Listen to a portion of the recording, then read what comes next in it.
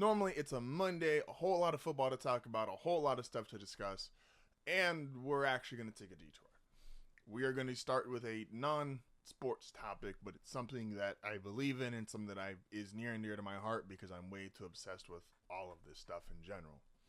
And that is the beef or the disagreement or the issues that Kevin Durant and Stephen A. Smith are currently having.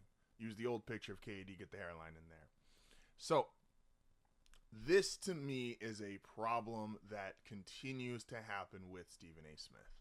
So Kevin Durant is asked by a reporter and basically brings up the fact that, I've been in the league 18 years. I've never heard this dude say anything good about a player. Every time I see him on TV, it is him shit. Basically, I'm going to use different words than he did, but it's basically shit talking, slandering, and being negative towards an athlete. He says, I don't think I've ever heard him say something positive unless someone wins a title. That's essentially what was said between Kevin Durant and what he was addressing to Stephen A. Smith. And it brought up a bigger issue in my mind because as soon as he said that, I almost felt like I already knew what Stephen A's response was going to be. Stephen A. was going to go on First Take or the Stephen A. Smith Show and say, Kevin Durant, do you know who I am? I have insert X, Y, and Z credentials. He has those. I have been covering this sport since insert X year.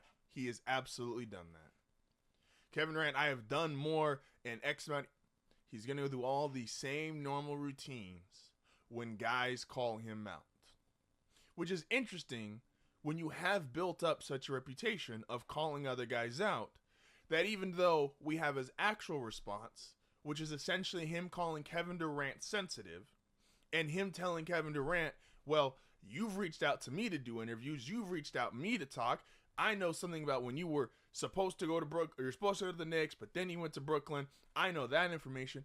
All that stuff can be true, and Stephen A. is 1,000% right. Where the problem is this attempt that media and sports media has tried to do over the last several years of recondition the way we all think. You can say something factual without it being meaningful. Everything Stephen A. could say about his resume is 1,000% factual. It has almost 0% meaning when it comes to the way that he displays himself and how he acts when he's on TV or on his own podcast. Him covering the league since whatever year he officially started has nothing to do with him going on there and ripping athletes on a daily basis. And that's what Kevin Durant's actual problem is. Again, media and sports media have, I'm going to talk about this too in a second here, about good NFL teams, just good. They have totally tried to destroy the word good. You either need to be great, dominant, a champion, or no one, seasons of failure, etc. They have borderline ruined the NBA for us because of the way that they want to discuss players, teams, achievements. There is no such thing anymore in their mind as having a good season or a great season. No, the only way you have a great season is you better be the champion at the end of the day. Those are who get to enjoy the season. Those are the teams that get to say good job. Everybody else, whether your player development was good, you got players signed, whether you had a playoff run for the first time in years, that stuff, media and sports media has conditioned us and is trying to continue to condition us that stuff doesn't matter. And that's the stuff we fight back against over here. That's the kind of thing that when people say, oh, was your team good? What'd you like? I was talking to someone the other day, and it's crazy to me because it was one of the first times that I've seen it happen in real life where something that is said on one of these shows, ESPN FS1, makes it to a real human being and they repeat it as if it's factual.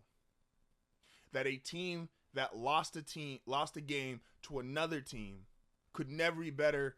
Basically, if Team X loses to Team Y, then that means, and then they go play Team Z, the other team that wins is better than the team that lost, even if they've never played each other. Like, it is insane to me when I hear people say stuff like this. And again, Stephen A., you have all the credentials in the world. All of them. You have covered this league since insert the year that you started covering it. You had great, and at one point in time, Stephen A. Smith was clearly the best at this. He had relationships with players that other guys didn't have. He had experiences and new information that the guy said. He was a true insider, a true journalist. He was every bit the career that he has established. He was every bit of that guy during his peak. Stephen A. Smith now is a part of the machine that would rather be critical, that would rather say, this isn't good enough, that would rather just slam players, which is what Kevin Durant is focusing on and what he is referencing. And Stephen A. won't respond to that because that's how he makes his money.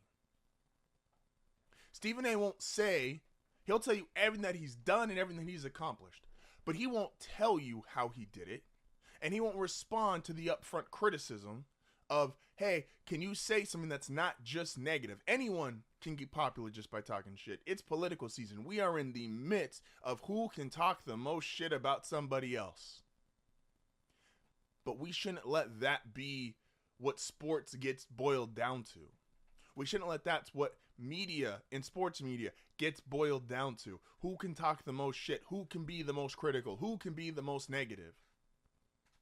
And then Stephen A., if you're going to call Kevin Durant sensitive, if you're going to attack him for his feelings, why are you allowed to also react in a quote-unquote sensitive way? Why are you allowed to say what you feel and how you're offended by being called a clown and how you're offended by what he said, but Durant's not allowed to? If you're in this game and you want to be critical of guys, then you have to be able to take it. If your job is going to be sitting down at a desk and ripping guys, and you're on a debate show, and so that inherently means you're putting someone up, putting someone down. To put someone up, you got to put someone down. That's what you do. Then you got to be able to take it as well. And again, the biggest problem, and this is where I think it's beyond hypocritical, and beyond, it doesn't even make sense in my opinion. Stephen A. Smith has all the credentials in the world, and he doesn't use any of them, and they are not reflective of how he acts and how he talks when he goes on TV, when he goes on his podcast, when he goes on YouTube. None of those things matter when he's just saying, this guy's a bum, this guy can't play, that's the weakest move by a superstar in the history of sports, that's a dumb business decision. None of that has to do with how long you've covered the NBA. None of that has to do with how many qualifications, how many years you worked in journalism before getting your shot. None of that stuff matters, and none of that stuff is applicable, and none of that stuff is a reason and or excuse to keep creating this sports culture of who can be the most critical. And now there's an army of them. I've said this years ago. Skip Bayless has created so many sons. Skip Bayless' style of being overly critical, over the top, that is what trickled and created a decade of some of the worst sports media in modern memory. There's outliers obviously out there. There's people that do a great job, and I'm not really addressing them. But even Stephen A. Smith, who was a made man in his own right, he learned and he saw what Skip was doing, the numbers Skips were doing, and he is, if you think the Stephen A. Smith that goes on First Take now is the same Stephen A. Smith we got 10, 15 years ago, think of his biggest moment. His biggest moment is the Kwame Brown rant. His biggest moment is literally sitting there tearing down someone else. And this is regardless if the guy can play or not. If the guy can't play, you just don't talk about him. Like, isn't it that simple?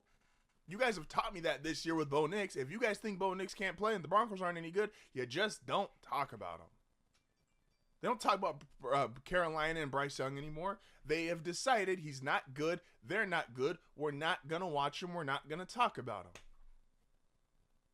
So you've built this current empire that you sit on through criticism and negativity. That's what Kevin Durant is addressing. And I think he's 1,000% right. Moving on from there, another horrible segment in sports.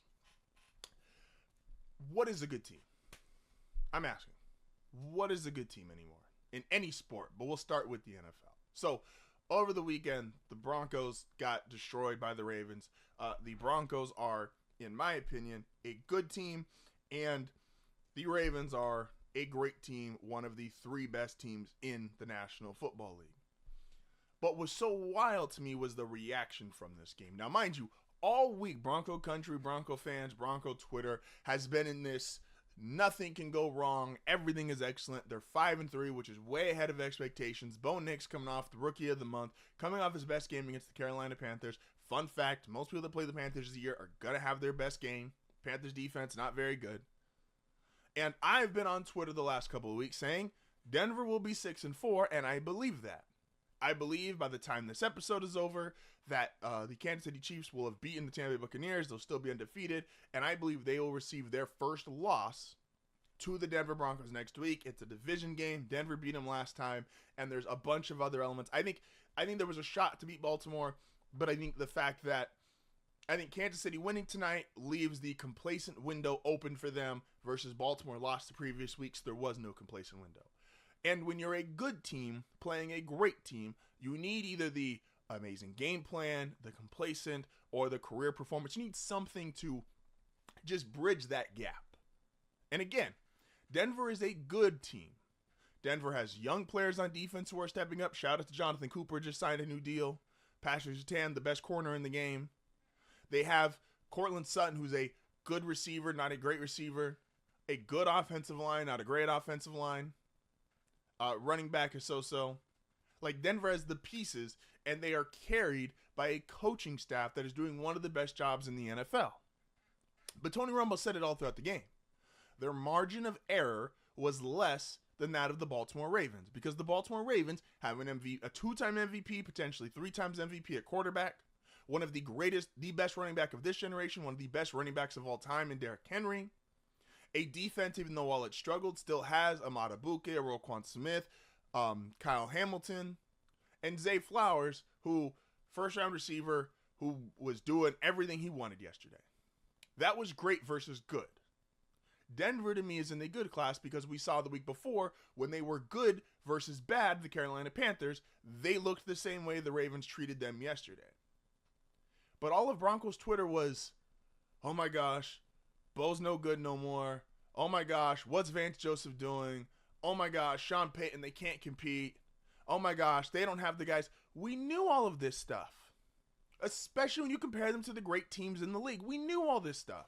Part of why Denver is such a cool story this year is they have $40 million in dead cap because the Russell Wilson contract is still there. They have a rookie quarterback who has the most total touchdowns by a quarterback. Only quarterback in the league to have a passing, rushing, and receiving touchdown, by the way. It's a fun fact. They have young players on defense who are emerging. PS2, who was in his prime and dominating as one of the best players in the league and the best corner in the league. Like, that's what good teams have to do. And what makes them more exciting for next year is that they'll have all of the money from the Russell Wilson. They'll get, and the salary cap in the NFL will go up. They will start losing some of that Russell Wilson dead money, and they will get better and better and better. That is the signs of improving for a good team. And yet, NFL Twitter and Broncos country would be like, no, the season's horrible now. Why? Because you lost to one of the 3 best teams in football? I think the Packers think they're a good team, and they just got smoked by the Lions, who might be the best team in football. Like, we can't all act like Twitter is real all the time. And we can't all act like life is perfect. There is steps to get from Denver was horrible. Had a horrible decade. 2015 up until a year and a half ago were horrible. They have gone from horrible to good by making smart decisions. The right coach, ownership changed, allowing more money in ownership now. They have the richest owners in the sport. Their general manager, who they got a couple years ago. Like, they're making these steps. They're getting rid of certain guys. They're keeping certain guys. Jerry Jeudy's no longer there. Like, they are doing the correct steps. It's not just, you don't go from horrible to great unless you draft specifically Andrew Luck and maybe Peyton Manning. And even then. Like, is it okay to just be a good NFL team? And again, Denver's not in line to win a Super Bowl this year. Denver's not in line to win a Super Bowl next year. But if they went from horrible to last year, they were average, to this year, they're good. Next year, they have potential to be great. And then after that, we'll see where they sit. No one's going to believe this because of the public perception of Bo Nix. But let's take the team if I'm Denver and I'm the Broncos, I'm looking at the team I just played yesterday, the Ravens, saying, okay, that's where I want to be. Remember Lamar as a rookie and as a second year player? He made some overthrows. He wasn't supremely accurate. But they had a running game. They had playmakers on defense. And then they started shifting the offense for Lamar to become the MVP of the National Football League, now a 2-time MVP. And I'm not saying Bo is going to be Lamar. There's only one Lamar Jackson ever. I'm aware of that. But Sean has been tailoring the offense to do more stuff that Bo likes. They have a up-and-coming defense, still one of the best defenses in the National Football League. Disregard yesterday, yes, they gave up 41 points. Still a great defense, and can be a whole lot of teams putting up 15 or 41 points on the Broncos this year. I'd argue they're not going to give up more than 30 again the remainder of the year. But you're shifting the offense towards Bo. Sean and Vance Joseph have this offensive defense doing what they want to do. They're going to keep getting talent. Bo's going to get more accurate. Bo's going to get more comfortable. Bo is going to progress as a player. Not saying he's ever got to be the MVP Lamar is, but the steps that Baltimore took to go from those last year with Flacco was bad to still struggling, enter Lamar, get that spark, get good, then get great, and now you're one of the best teams in football. Those are the steps that good franchises make, well-run businesses do. You can't just snap your finger and say, everything's great now. It doesn't work like that.